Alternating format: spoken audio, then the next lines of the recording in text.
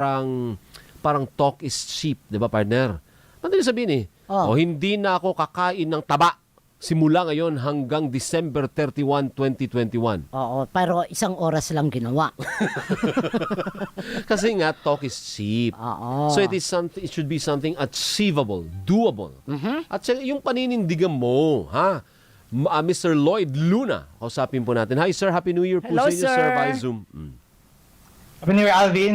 Happy New Year, Doris. Ay, Thank you so much. batang-bata Happy pa New pala Year itong po. si Lloyd pa. Akala ko na may matanda na. Bati na may tsura. Asan ba? Ay, batang-bata pa. Ay, sus Mariosep, Oh. opo. Happy New Year, Lloyd. Happy New Year, iho.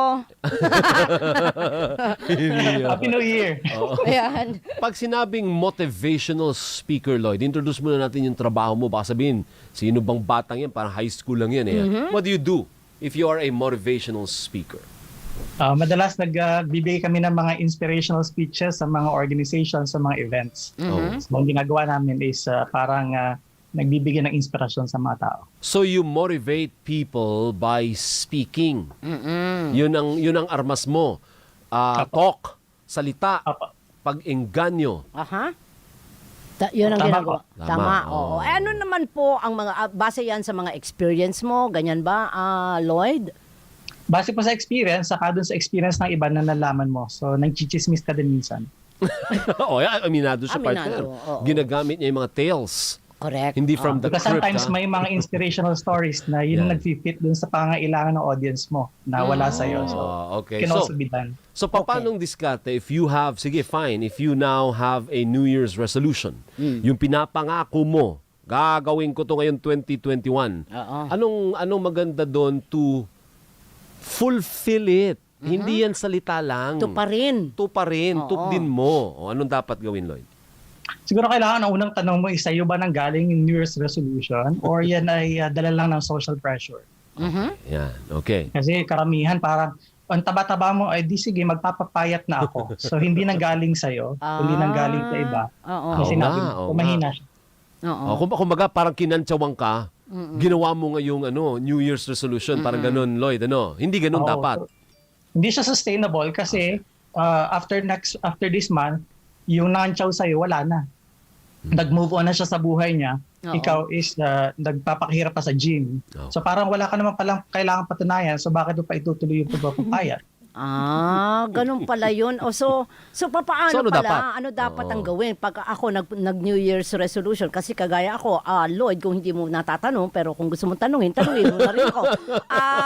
Sige po, tinatanong ko po yung gusto niyang itanong sa sarili niyo. Ayan. Paano? Yan. Bala. Ang aking New Year's resolution ay hindi na makinig sa mga negatibong mga pinagsasabi tungkol sa akin. Yung totoo. Yung totoo nga. Yung totoo.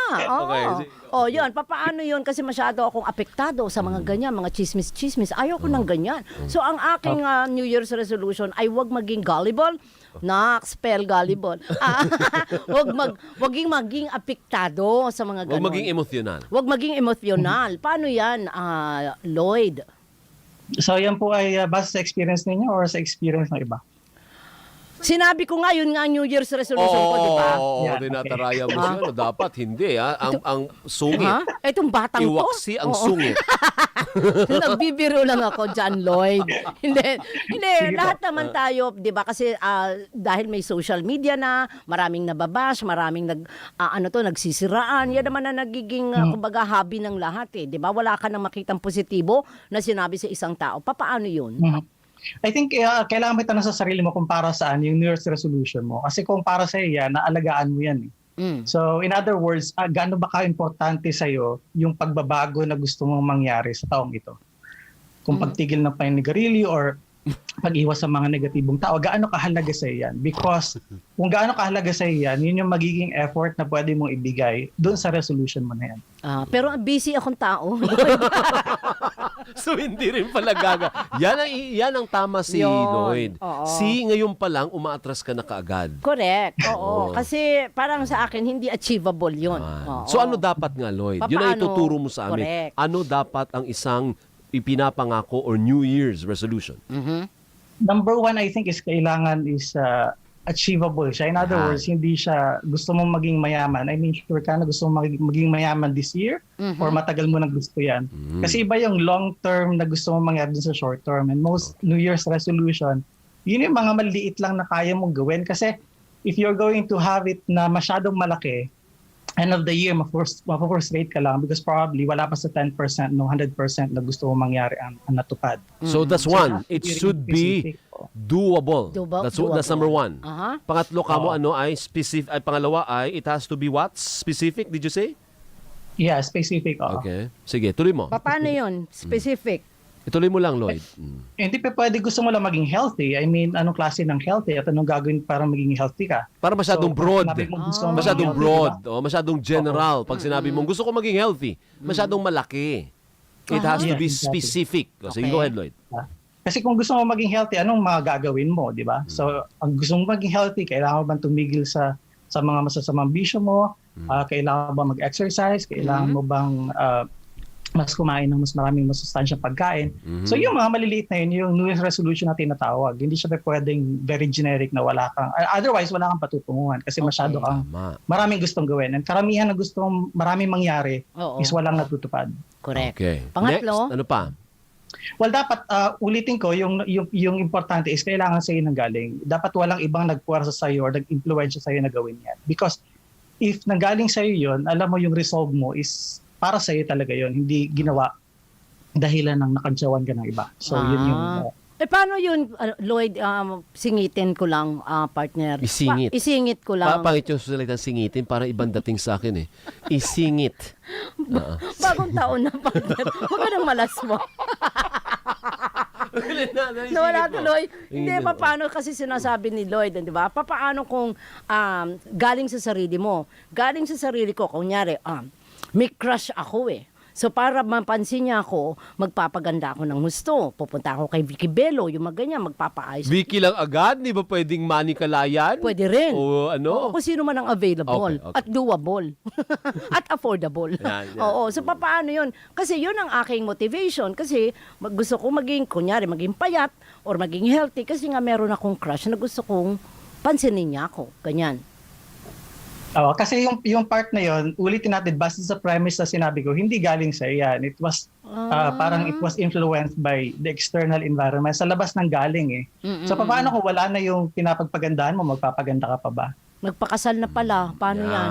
Yan. Oo. So in other words, hindi siya sustainable. And I think yun yung keyword natin dito, yung sustainability, di ba? Kung gusto mo matupad yung gusto mo talagang gagawin, it has to be really coming from the inside out. Okay. So give me an example then. Kasi mahaba na yung usapan natin, partner. Oo. Sige na, magbigay ka na ng example. Give me an example of a New Year's resolution na doable. Ano sabi niya? Sustainable. Doable. Specific. Aha.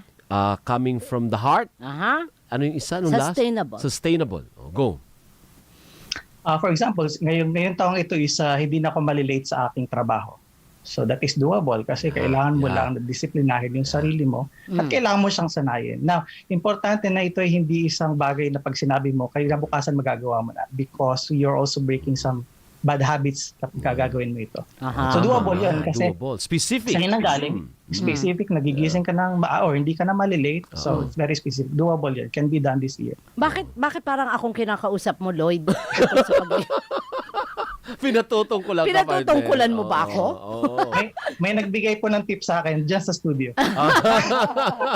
Aba, lumalaban si lumalaban. Lloyd. Sumasakay ito. Sumasakay. Itong magandang interview yung partner, lumalaban. Siguro pwede ba sa akin yung New Year's resolution ko, hindi na ako magbubook ng travel. ang travel. Yan ang specific. Yeah. Hindi na Specific, ako ha? magbubook ng travel sa Japan.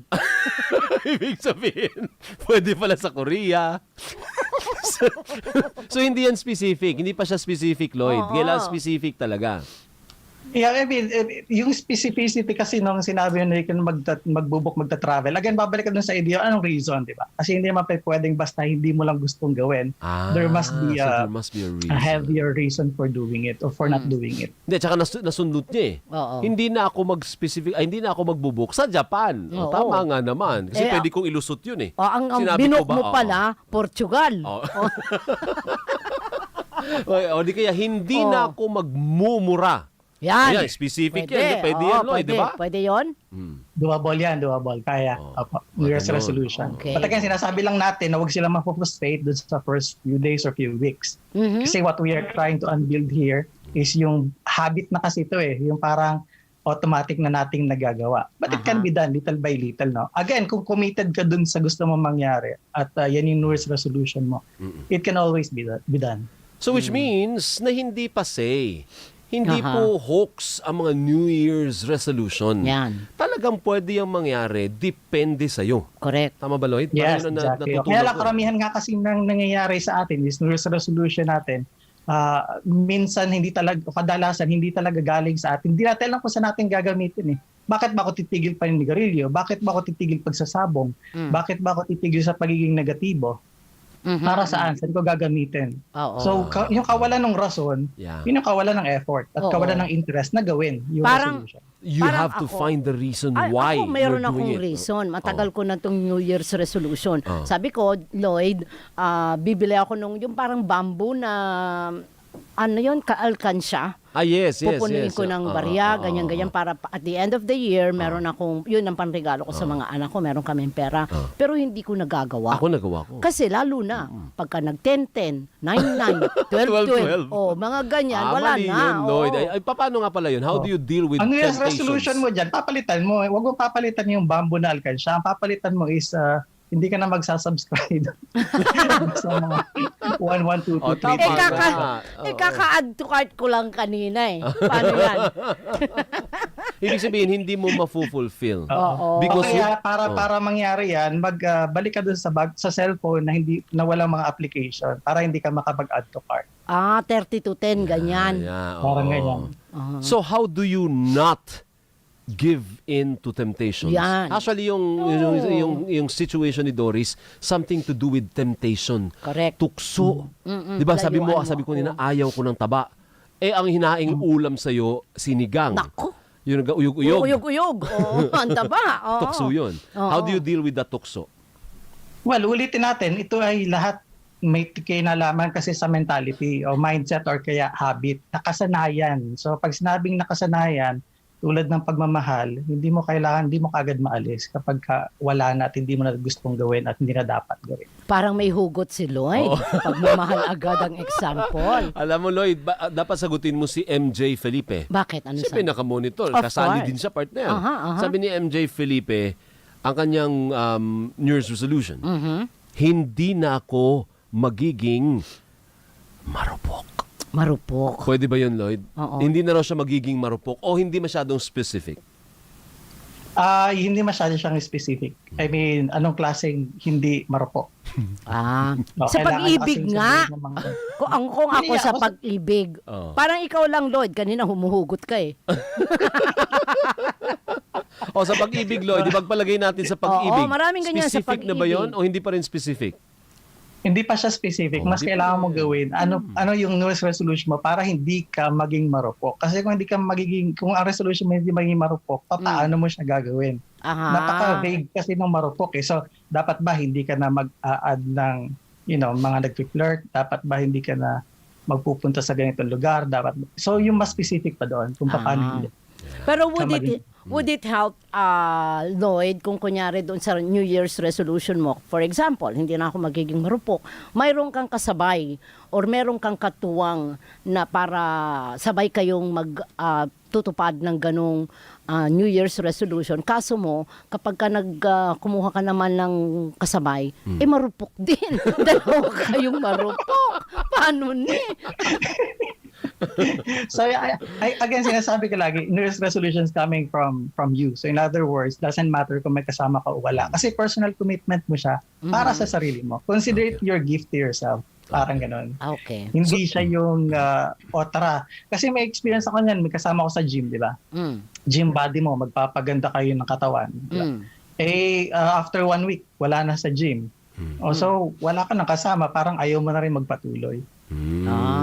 Ikaw, anong That has to be really, really personal. anong New Year's resolution mo, Lloyd? Bago tayo magpaalam. Nagagawin mo, babalikan ka namin after nito.